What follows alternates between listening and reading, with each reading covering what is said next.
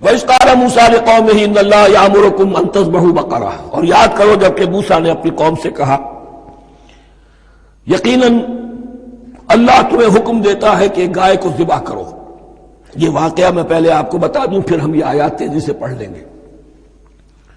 بنی اسرائیل میں ایک شخص قتل ہو گیا، عامیل نامی، اور قاتل کا پتہ نہیں چل رہا تھا۔ اللہ تعالیٰ نے حضرت موسیٰ کے ذریعے سے حکم دیا کہ ایک گائے کو ذبح کرو اور اس کے جسم کے ایک ٹکڑے سے اس مردے کو چھوؤ، وہ جی اٹھے گا اور وہ بتا دے گا میرا قاتل کون ہے۔ اب یہ معجزات کی شکل ہے جو بار بار آ رہے ہیں، اور سابق اس امت کے اندر معجزات کا آپ کو بہت عمل دخل ملے گا۔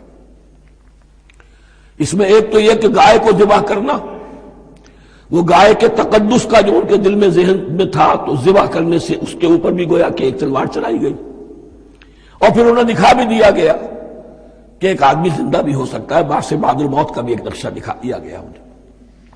لیکن انہیں جب یہ حکم ملا اور ان کے دلوں کے اندر وہ بچڑے کی اور گائے کی تقدیس جو ہے وہ پلی ہوئی تھی، اب انہوں نے سوال کر کے کسی طریقے سے بچنے کے لیے مین میخ نکالی، کیسی گائے ہو، کیا رنگ ہو، کس طرح کی ہو، کس عمر کی ہو۔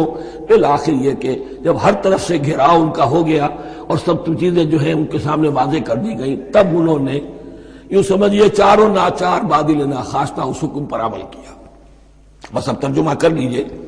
وَإِذْ قَالَ مُوسَىٰ لِقَوْمِهِ إِنَّ اللَّهَ يَأْمُرُكُمْ أَن تَذْبَحُوا بَقَرَةً، اور یاد کرو جب کہ موسیٰ نے کہا اپنی قوم سے کہ اللہ حکم دیتا ہے تمہیں کہ گائے کو ذبح کرو۔ قَالُوا أَتَتَّخِذُنَا هُزُوًا، انہوں نے کہا کیا آپ ہمارے ساتھ کوئی ٹھٹھا کر رہے ہیں، مذاق اڑا رہے ہیں، یہ کیا بات آپ کہہ رہے ہیں؟ قَالَ أَعُوذُ بِاللَّهِ أَنْ أَكُونَ مِنَ الْجَاهِلِينَ، فرمایا میں اللہ کی پناہ طلب کرتا ہوں اس سے کہ میں جاہلوں میں سے ہو جاؤں، کہ میں ان دین کے معاملات کے اندر استہزاء اور تمسخر کو شامل کروں۔